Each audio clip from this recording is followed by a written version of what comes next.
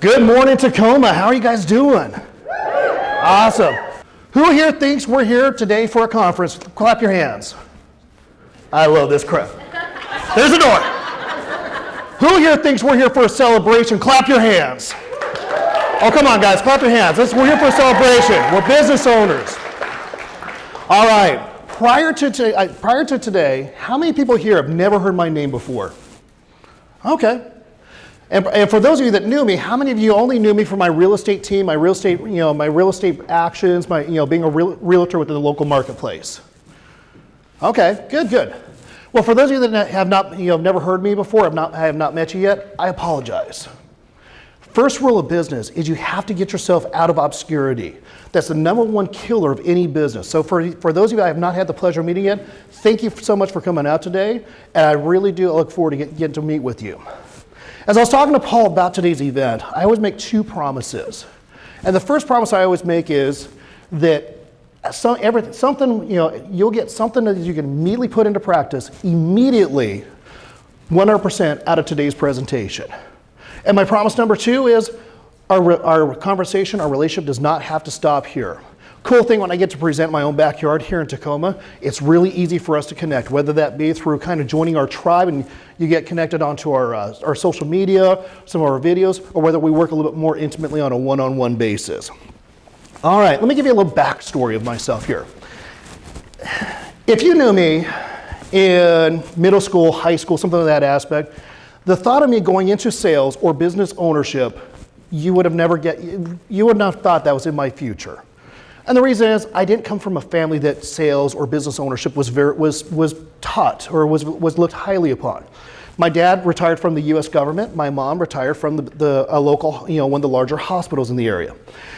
Business ownership was not a thing that was normal within my family. I always had this interest in entrepreneurship, but it wasn't until I started to step into real estate that interest in entrepreneurship really started to take hold. And my parents, being good parents, as all of us in here that are parents or all of us that have had parents, we all know that parents do the best they can with the support and the resources they have. They truly, they were a little concerned when I told them I was leaving the safety net of corporate America. I was leaving that concept of regular paychecks, benefits, a vacation that I could take and I'd still get paid. We know the feeling. And I remember that my parents looked at me and they said, Greg, we love you and we know that you're going to do very well, but we want you to make sure you understand something. We support you, but only in spirit. So if you do this, you better be good at this. And I remember when I met with and I stepped first into the real estate world. And I remember I went to what we call the designated broker. Any fellow realtors in the crowd today? My brothers. Yeah, we went to my designated broker. At that time, brand new realtor, I called him the Grand Poobah. And I asked him, Dave, what do you do to get real estate business? Because I thought you just went to work for a real estate company and you got clients. That's how it worked in my corporate gig. And Dave looked at me and said, well, do what I do. Just go to the local casino, tell everybody that you're in real estate. The casino was not really my forte, but it made me realize that I did not have the benefit of, like I said, I was a transplant here. I came here through the United States Army. I didn't have the benefit of going back to my high school buddies and their families saying, hey, I'm in real estate now. I didn't have the benefits of going to my college because all my college was distance learning from the military. So I didn't have a chance to go to those buddies. I mean, everybody that I pretty much knew was military that more than likely was transitioning in and out of the area pretty regularly. But I realized from what Dave told me was, I need to get out of my comfort zone. I need to go out and get some attention on myself. You see, things that we learned early on as kids served us perfectly as children. And that is, children are meant to be seen, not heard. Don't get attention, don't draw attention to yourself. That's really good for when we're educating America's youth. That's really horrible for when you want to get business for yourself. So I realized I had to go out and I had to develop, I had to network, I had to get out of my comfort zone. And if you think about, when I say networking, now I understand we're kind of in a cool group here. Most people, when they think of networking, they shudder a little bit. We've all been there, to the chamber events or something like that. little plate full of food, plastic glass of cheap wine, and we're all kind of meeting up with people, and we're trying to network. But the really ironic thing is, every day is a networking day. Every opportunity is a networking opportunity. And I really discovered this when I actually had season ticket holders to the Tacoma Rainiers. Now, the cool thing with that is there's like 72 or 74 games, something like that. I was never able to make all the games. Was not try to make as many as I could. But when what I realized was all of the people there, since we're all season ticket holders, we all kind of sat in the same area. We all went to the same areas to get our foods and our refreshments. And just through natural conversations, I realized the value of building connections. And so where most people fail in networking is in that aspect of, that they go through and they fail that they don't look at how do I build a connection with somebody. Excuse me. You think about it, and I've worked with and I've trained with people in a lot of different areas where they provide professional level services to their clientele. And there's something that, and I'm guilty of it myself, and there's something that I think I don't know how it gets trained, but it gets trained in the real estate world, the insurance world, the financial advisor world. It gets trained in all these worlds. And I'm guilty of saying these four words, horrible words myself, at a networking event. And come on, you can all say it with me. Yep, exactly. What do you do? Well, an innocent enough question, to say the least. My friend Aaron back over there, I love him because at networking events he wears a question mark. He hates that question. We've talked about it very much. And the reason being that he hates it and I hate it is because it doesn't build the opportunity for somebody to build a connection. You say, what do you do? I'm in real estate, I'm in insurance, I'm in auto servicing, and what happens to that person is they go, okay, I'm putting you in a box. Do I need insurance? Nope. Do I have anybody that I know that needs insurance? Maybe. Do I feel comfortable referring them? I don't know. You're in this box. But unfortunately, you never build a connection by just being purely put into that box. People love to share what they do with the art of stories. Think about it. The best books we read ties in stories. So instead of asking people that horrible question of what do you do, I want you to start inciting people to share with you the story of what they do and why they do it. One of my first questions is, where do you work at? Now, if you're at a non-traditional networking event, AKA the Tacoma Rainiers, if I ask a Boeing engineer, a computer programmer, somebody like that, a police officer, what do you do? They're going to be a little confused. They're not used to responding to that. But if I ask them where do they work, now I can start building a little bit of a relationship with them. I can start kind of building a little bit more insight with what they do. And a lot of times I'll lead into my second question of what led you into that? Now, most people enjoy what they do. There's a few people that they truly hate what they do, and it's always sad. They're the ones that they do 40 hours a week for 40 years, hoping to get a pension and a retirement at the end gates. Everybody that's in here, we do what we do for something bigger and better than just the paycheck. A good friend of mine that was in the insurance business at the time told me, Greg, nobody ever grows up as a kid and says, man, I can't wait to be an insurance agent when I grow up. But why do people get into the insurance business? My insurance guys, why did you go into the insurance world? Most of the time you make money, yes, but also there's the aspect of to help people, to protect something. A very good friend of mine that went into the insurance business because his father passed away when he was a little kid, and he saw that his mom was all of a sudden struggling financially because the breadwinner of the family that income was no longer coming in. Something about when somebody dies, they no longer generate an income. So you go into what led you into that business? What led you into that industry? From there, I always love asking them something to the effect of, tell me what it was like the first day. I want you to go back in time just for a moment. Think of what it was like your very first day that you started doing what you're doing today. I can almost guarantee there was a little bit of excitement and a little bit of, oh boy, I hope this works out. It's always kind of exciting to take them back into that aspect. From there, I'll ask them, what do you enjoy most about what you do? You know, honestly, from that question, that really helps me determine if I feel comfortable recommending them or referring them, or if I want to do business with them. And from that aspect, I'll ask them, like, tell me, what are you most excited about? What are you working on now? And by asking those 5 powerful questions of somebody that you had just met, you will learn more. You'll get more insight on them of what makes them tick, of what type of business that they run. Now, through the course of this, they're going to sit there and go, they're going to realize they've been talking a whole bunch about themselves, and they may or may not realize they know absolutely nothing about you.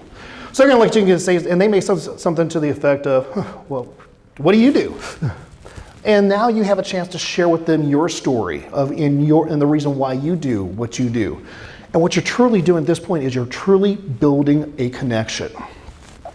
Just like as I've seen people here today that I haven't seen in a while, and I'll ask them, like, what are you up to? What's most exciting? What's going on in your world? Do you see how asking those questions is so much more better, so much more insightful, and builds that connection as opposed to, what do you do? John Maxwell makes the comment of, leadership is influence. Nothing more, nothing less. And my belief is sales is also influence. Nothing more and nothing less. And when people get a little bit nervous when they hear that term influence. But if you think about it, good influence is when you're looking to solve the problem of your customer, your client, your prospect. Using good influence is when you're looking at truly trying to help serve them. Bad influence, because we live in a world of duality, where there's a good, there's a bad. Where there's a black, there's a white. Where there's a yin, there's a yang. Bad influence is where people will use manipulative sales techniques to try to close the deal. And they may get some business done, and we've even experienced in certain industries where they'll all of a sudden look like they're a rising star before they get taken out. But it is, when somebody's using manipulative techniques, what happens is you start seeing a lot more cancellations, a lot more returns, a lot more issues on that aspect. So, how do we build up those good influences? Well, through building strong connections with the people that we're networking with, and think about it. When we go, what do? You go into a box. We start asking questions. We start sharing with each other's story. We're still in this box of what we do professionally, but now we've grown beyond that. Now we're just somebody other than a real estate broker, an insurance producer, a financial services person. Now you've actually grown into that aspect of, that you've become a real life person to them. And now you're starting to become top of mind. They're starting to become aware of you. They're starting to realize that, they're starting to look for opportunities where they feel comfortable and confident enough now recommending you, referring you, introducing you to their friends, families, and coworkers. And that ultimately is what a referral truly is a recommendation to their friends, family, and coworkers. It's an introduction, if you would think about it. To the general public, that's how they view it. They're introducing you to somebody. They're not referring you to somebody. That referring is our industry jargon. It's our internal language in here. To the general public, it's called an introduction. Now, let's think about what is truly a referral. A referral is actually an opportunity to do business with somebody. It's an opportunity for you to generate income. It's an opportunity for you to be able to serve somebody. That's truly what a referral is. And for the person that's giving you that referral, the person that's, if you have to think about it for a second, what they're doing is they're laying out a little bit of their reputation on you.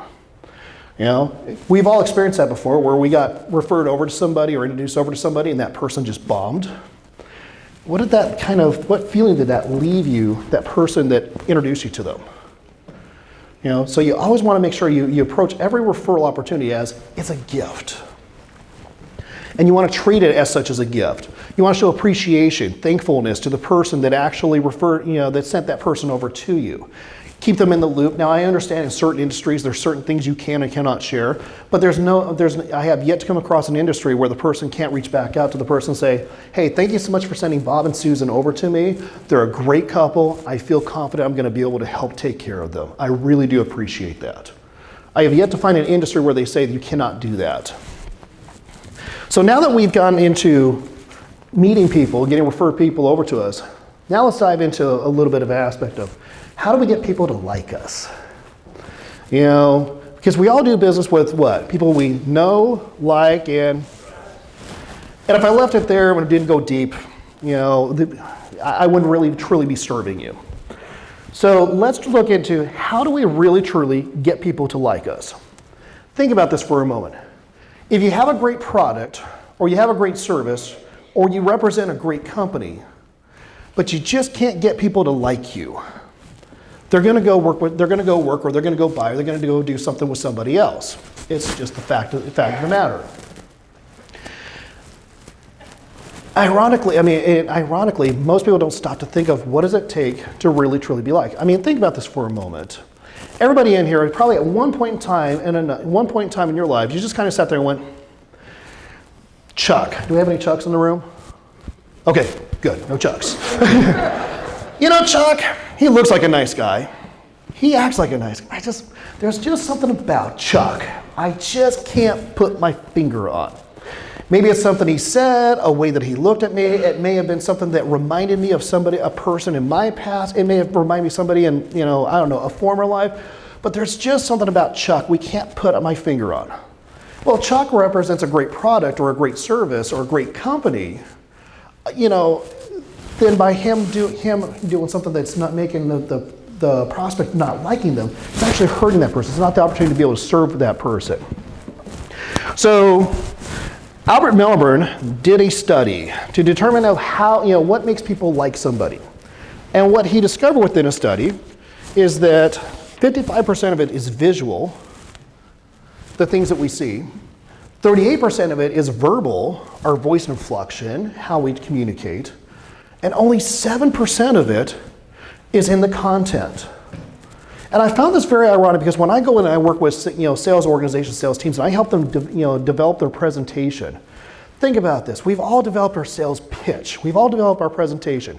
And what do? We spend 100% of our time over here all on the content.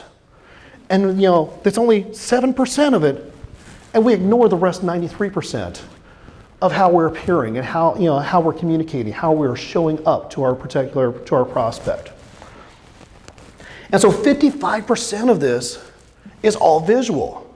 It's stuff like our facial expressions, our hand gestures, our body language, and being able to read your prospect's body language. I mean, think about this. Are they leaning in, being engaged? Are they leaning back, just kind of evaluating? Are they open or are they closed off? And being able to read their body language and be able to kind of determine and tell, it's like, where do you need to push and where do you need to pull? Where do you need to kind of come in and forward a little bit? Maybe you need to step back a little bit. Kind of reminds me, a lot of times I'll work with companies that sends their representatives out to the field, either to their company, their customers' businesses, or their companies, you know, their customers' homes. And one of the companies I was working with was a partnership, it was a heating and air conditioning company. Two partners, really great people, and you know, pretty much, you know, the good friends that decided we can do this better than our bosses can. Anybody else ever experienced that? Yeah. One of which showed up, fancy watch, stylish clothes, True Religion jeans. Guys, what in the world's True Religion? I asked him, did you get that at church? Oh, driving a BMW, a heating and air conditioning contractor. His business partner, on the other hand, showed up, white pressed shirt, company logo, dark pants, haircut, clean shaved, with his company van. He showed up to work. Now, it doesn't take a brain surgeon or a rocket scientist to figure out who had the better, you know, closing ratio, who brought in more business to the company. One showed up ready to work. The other one showed up like he was going to a party. Unfortunately, that partnership did dissolve. It was actually over operations than the sales aspect. But it really truly kind of proved that people look at, you know, how are you showing up? Are you showing up ready to work? Are you showing up ready for your prospect to feel trust and confidence in you? Or are you showing up like you're on your way to the nightclub? Another aspect is, now we go to the tonality. 38% is all in the verbal, our tonality. The words that we say, how we say it, the inflection that we say it. Within the John Maxwell team, there's an assessment tool. It's referred to as the leadership game. And it's a really great thing that we utilize for teams to kind of dive in to seeing if there's some problems or some issues. In this particular one, we're using the communication version of the leadership game. And I had this one sales team, and one of the kind of higher mucky mucks was a very high D personality type. He was one of the higher ups. If you think about your personality types, D stands for kind of, a lot of your leadership traits will have high Ds. We're generally referred to as the director, or in some cases, the dictatorship. And there was, and he would always kind of start overriding a lot of the team meetings. Well, what we were able to do within this game called the leadership game was in 2 hours, and we've kind of created this space to where we could kind of air out a whole bunch of things and get stuff out into the open. And the really cool thing is that now this team's actually doing very, very well, because this person that used to just kind of override and talk over and was very abrupt realized that it's still good to have that authoritative voice, but it's not so good to be rude about it. So when you're working within your teams, I want you to kind of let that settle for a second and look into, to that aspect. Now, talking to our customers, our general public, you also want to come across as authoritative, but also polite. But it's more important to come across as confident. Imagine for a moment you went to your doctor and you're saying, man, doc, there's just a pain. It's right here. It hurts like you know what. It's just, I'm hurting, doc. And your doctor went, wow, right there? That's a good one. Let me Google that for a second. I know, I know it's a humorous example at best, but how much confidence would you have with that doctor in that particular moment? Very, very little, if any whatsoever.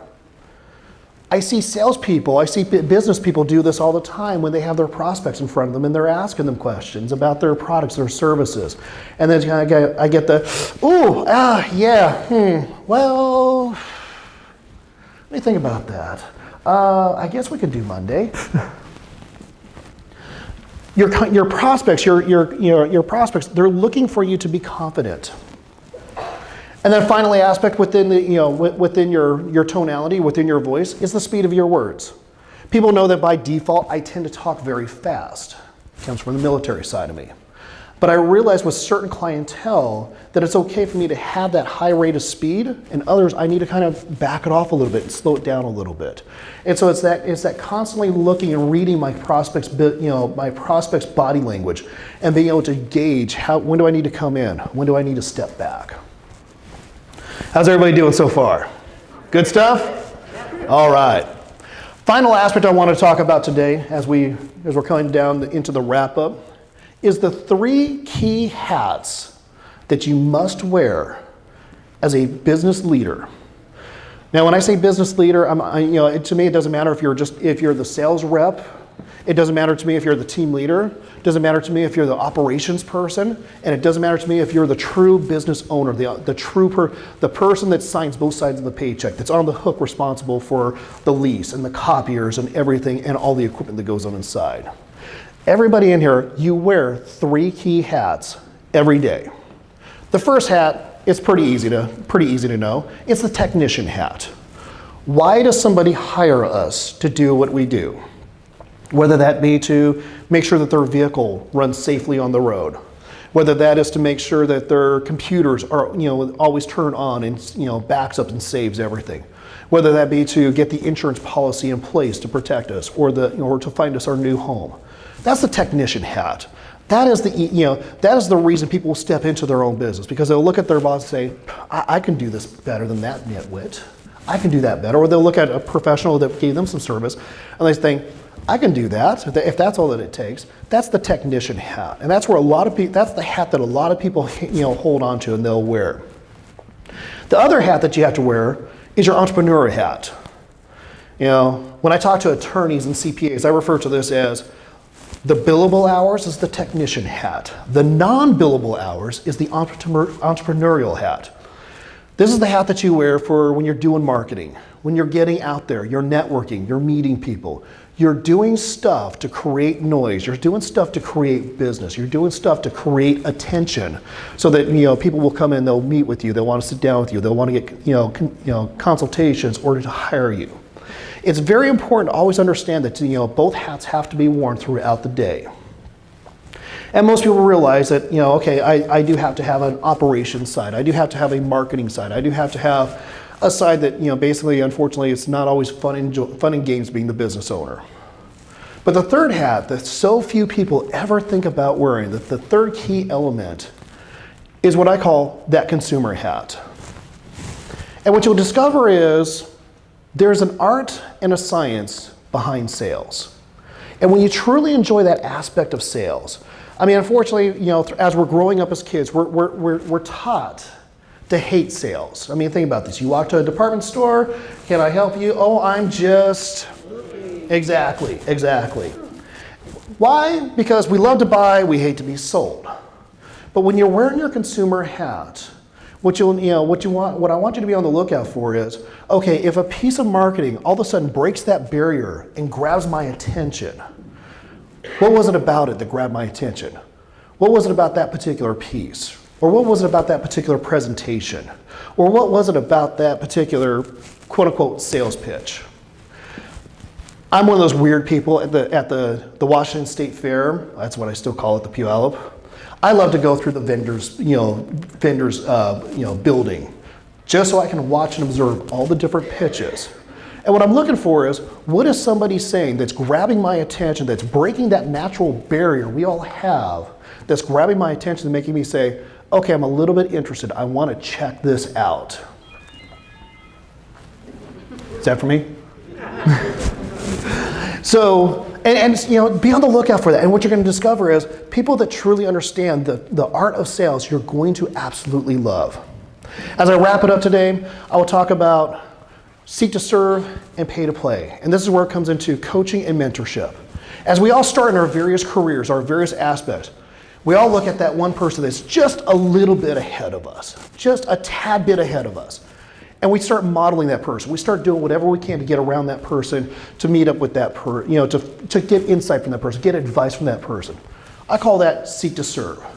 And that is where you go to, that is where you gain into, basically building a livelihood or something of that aspect. But if you want to get into industry leader, if you want to get into trend center, you have to start looking at, and you have to look into your business as far as, what do I need to improve upon? What do I have to gain? Where do I have to push my business to get to the next level? And then you start looking for mentors, and you start looking for coaches, and you start looking for somebody there that you have to pay now. This is called the pay to play. But the people that have been there, that have been forged ahead of you, that can basically help pull you forward, that's where you start looking into making your evaluation on who to bring on as a mentor or as an executive coach. If you ever sit down with an executive coach and they immediately go into their little spiel on their coaching program and they've not taken the time to talk to you about your particular business, that's not the coach that you want to have. That's somebody that's basically should be over here in that seek to serve. But if you want to go to the pay to play, you've got to find somebody that's going to help you, drive you, and take you to that next level.